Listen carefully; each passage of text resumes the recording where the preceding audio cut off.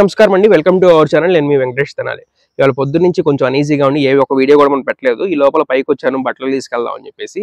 అందులో రీల్స్ చూస్తూ వస్తుంటే అప్పుడే ఎందుకులే అని చెప్పేసి అనిపిస్తే ఈ పెద్ద ఆయన మాట్లాడిన మాటలు నాకు చాలా బాగా అనిపించినాయి. ఓకేనా, ఆయన ఎందుకు మాట్లాడారంటే లోకేష్ గారు స్కూల్స్ లో పర్సంటేజ్ని బట్టి మేము రేటింగ్ ఇస్తాం, అంటే పాస్ పర్సంటేజ్ని బట్టి మేము రేటింగ్ ఇస్తాం అని చెప్పేసి చెప్తున్నారు. ఆ పాస్ పర్సంటేజ్ సంబంధించి పెద్ద ఆయన ఎక్సలెంట్ గా మాట్లాడారు చూడండి. దాని తర్వాత నేను అసలు విద్యా వ్యవస్థ అంటే ఏంటి, చంద్రబాబు నాయుడు గారు విద్యా వ్యవస్థని ఏ రకంగా మార్చారు అన్నది నేను ఫుల్ డీటెయిల్ గా ఎక్స్ప్లెనేషన్ ఇస్తా. నాకు చాలా ఇంట్రెస్ట్ కూడా దాని గురించి చెప్పడం, చాలా బాగా ఎక్స్ప్లెనేషన్ ఇస్తా. ఒకసారి ఫస్ట్ ఈయన మాట్లాడింది వినండి. మన ప్రభుత్వ పాఠశాలలో సిలబస్ ఏమో ఫిబ్రవరి వరకు ఉంటుంది. అక్టోబర్కే సిలబస్ పూర్తి చేసేయండి. మీరు టెస్ట్ పేపర్లు చదివించండి, మెటీరియల్ చదివించండి, మార్కులు వ్యవహారం 100% టార్గెట్స్, 10/10 టార్గెట్స్. నేను అడుగుతున్నా ఈ సమాజాన్ని, ఈ సభ నుంచి అడుగుతున్నా, అసలు ఇంత వైవిధ్యం కలిగినటువంటి కుటుంబాలు, ఇంత వైవిధ్యం కలిగినటువంటి చదువులు కలిగినటువంటి కుటుంబాల నుంచి 100% పాస్ కావాలనే లక్ష్యాన్ని ఎట్లా పెడతాం? 10/10 రావాలని ఇట్లా పెడతాం? అవగాహన కోసం చదువులు చెప్తున్నావా, మార్కుల కోసం చదువుతున్నావా? ఈ పరీక్షల ఒత్తిడి ఏంటి ఆ పిల్లల మీద? అంటే ఈ చదువులు చావుల కోసమా? నామిని సుబ్రహ్మణ్యం నాయుడు ఒక పుస్తకం రాసినాడు, ఇవి చదువులా చావులా అని చెప్పి. చదువుల కోసమా చావుల కోసమా? చూసారు కదా ఆయన ఎంత బాగా చెప్పారో, నాకైతే చాలా బాగా నచ్చింది అనమాట. పిల్లలు కూడా ఎవరైతే పేరెంట్స్ ఉన్నారో వాళ్ళందరూ కూడా ఫాలో అవ్వాలి. ఇక పాయింట్కి వచ్చేద్దాం. చంద్రబాబు నాయుడు టైంలో పాస్ పర్సెంటేజ్ ఎక్కువ ఎందుకు ఉంటుంది, జగన్మోహన్ రెడ్డి టైంలో ఎందుకు తగ్గింది అని చెప్పేసి మనందరికీ కూడా డౌట్ రావచ్చు. మరి జగన్మోహన్ రెడ్డి అంత క్వాలిటీ ఆఫ్ ఎడ్యుకేషన్ ఇచ్చాడు కదా, ఎందుకు తగ్గింది అంటే, ఇప్పుడు చంద్రబాబు నాయుడు గారి స్ట్రాటజీ ఎలా ఉంటుందంటే 2014 to 19 బిట్ పేపర్ ఒకటి ఉంటుంది. దాని తర్వాత మనకి ఇంటర్నల్ మార్క్స్ అని ఉంటాయి. ఓకేనా, ఇంటర్నల్ మార్క్స్ 20 మార్క్స్ ఉంటాయి, బిట్ పేపర్ ఉంటుంది. ఇంటర్నల్ మార్క్స్ నువ్వు ఏ గోల్ చేసినా కానివ్వండి, పిల్లలు కదా ఇప్పుడేం తెలుసు అని చెప్పేసి టీచర్స్ వేసేస్తారు. కాలేజ్లో ఉన్న వాళ్ళకే వేస్తారు, ఇంకా 10th క్లాస్ ఉన్న వాళ్ళకి వేయరా, వాళ్ళకి వేస్తారు. ఇంటర్నల్ మార్క్స్ ఒకటి, బిట్ పేపర్. ఓకేనా, బిట్ పేపర్ ఉంటుంది. ఆ బిట్ పేపర్ మనం ఏ సైకిల్ తీసుకున్నాం కానీ 10th క్లాస్లో జరిగిందే, అది మాకు జరిగిందే చెప్తున్నాను.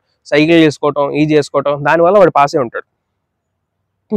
దానివల్ల 35 మార్కులు అక్కడ వచ్చేస్తున్నాయి. సో ఇది జగన్మోహన్ రెడ్డి రాగానే ఆ విధానాన్ని రద్దు చేశాడు. వీడు ఖచ్చితంగా చదివి పాస్ అవ్వాల్సిందే, వాడికి ప్రాక్టికల్ నాలెడ్జ్ రావాల్సిందే అని చెప్పేసి ఆయన తీసుకోవడం జరిగింది.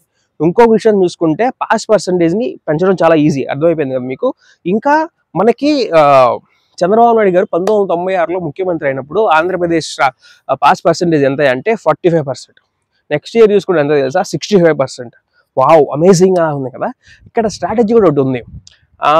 ఆయన సీఎం అయినప్పుడు నెల్లూరు జిల్లాలో నారాయణ కాలేజ్ ఒకటే ఉంది.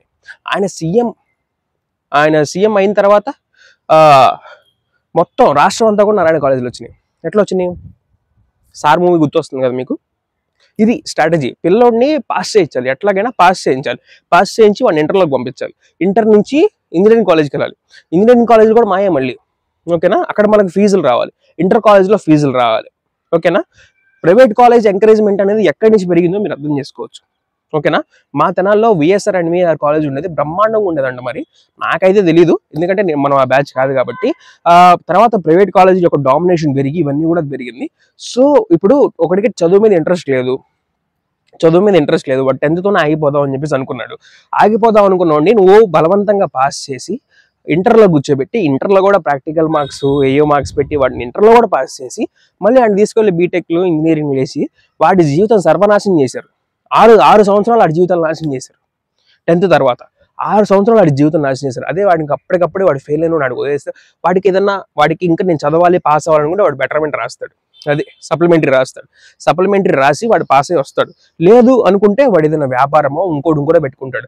ఈ 6 సంవత్సరాలు వీడి ఇక్కడ క్లాస్లో కూర్చున్నప్పుడు వాడి బిజినెస్ చేస్తుంటే వాడి ఇన్కమ్ ఎంత ఉంటుంది? వీడికి వచ్చే 25,000 కంటే వాడికి వచ్చే ఇన్కమ్ 6 ఏళ్ళలో వాళ్ళకి త్రిబుల్ ఉంటుంది. వాడి ఏదైనా బిజినెస్ మీదో, లేకపోతే వాడికి ఇష్టమైన స్పోర్ట్స్ మీదో, వాడికి ఇష్టమైన మ్యూజిక్ మీదో, వాడికి ఇష్టమైన డాన్స్ మీదో కూర్చుంటే. కానీ అలా జరగలేదు. మన విద్యా వ్యవస్థ ఏం చేశారు, ఎట్లాగైనా పాస్ చేయించాలి. మరి పాస్ పర్సంటేజ్ అమాంతంగా ఎట్లా పెరుగుతుంది?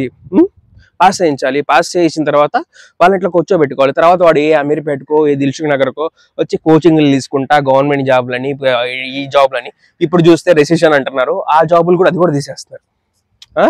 సో ఇది మొత్తం కూడా పొలిటికల్ స్ట్రాటజీ, వాళ్ళ బిజినెస్ల కోసం మార్చుకున్న ఎడ్యుకేషన్ విధానం అనమాట. మన ఇండియన్ ఎడ్యుకేషన్ సిస్టమ్ ఇది కాదు.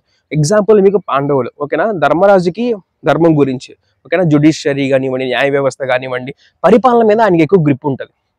ఆయనకి భీముడికి వచ్చేసరికి గదా యుద్ధం, మల్ల యుద్ధం, ఇది అర్జునుడికి వచ్చేసరికి ఆర్చరీ, ఓకేనా, బాణం. ఇది నకుల సహదేవులు వైద్యం, ఓకేనా. ఎంత వాళ్ళకి ఉన్న ప్రావీణ్యం అది. ఆ అర్జునుడిని తీసుకొచ్చి నకుల సహదేవులు చేసే పనిలో అందులో ప్రావీణ్యం చూపండి, ఎక్కడ చూపిస్తాడు? వైద్యం చేయగలరా?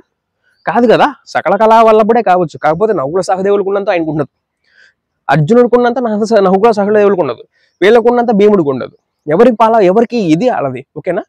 పిల్లోడిని ఎంకరేజ్ చేసి వాడికి ఏది కావాలనుకుంటే సార్ దాంట్లో వాడు కష్టపడేటట్టు మనం చేయగలిగితే వాడి ఫ్యూచర్ బెటర్గా ఉంటుంది. సో ఇది తల్లిదండ్రులు అందరూ కూడా బాగా ఆలోచించుకోవాలి. నేను degree BSc electronics and computer science చేసి తర్వాత జర్నలిజం వీటిలో తిరిగాం. ఏం ఉపయోగం? కంప్యూటర్ సైన్స్ ఆడా, ఈ ఫీల్డ్ ఆడా, ఏ ఫీల్డ్ అంటే మాకు ఒక క్లారిటీ లేదనమాట ఏది చేయాలో. ఇంటర్లో ఎంపీసీ తీసుకుంటే చాలా వేస్ ఉన్నాయి, ఎటైనా వెళ్దాం. BSc electronics and computer science తీసుకుంటే హార్డ్వేర్కి వెళ్ళొచ్చు, సాఫ్ట్వేర్కి వెళ్ళొచ్చు, ఏదైనా చేయొచ్చు. ఏమి చేయలేక తర్వాత ఈ మీడియా, ఓకే మనం క్వశ్చనింగ్ చేస్తున్నాం అని చెప్పేసి అప్పుడు నాకు అర్థమైంది మా లోపల. అదే పిల్లలు ఫస్ట్ నుంచి ఎందులో యాక్టివ్గా ఉన్నారో చూసి చేస్తే వాడు ఒక ప్రయోజకుడు అవుతాడు అని చెప్పేసి ఈ ఒక video. Thank you for watching.